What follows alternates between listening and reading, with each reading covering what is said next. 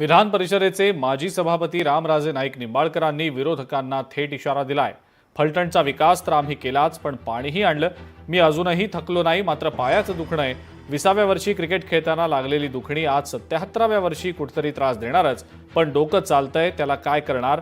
माझं डोकं आहे तोपर्यंत तुम्ही काहीही काळजी करू नका, खुर्चीत बसवून संपवेन, असा सूचक इशारा रामराजे नाईक निंबाळकरांनी आपल्या विरोधकांना दिलेला आहे।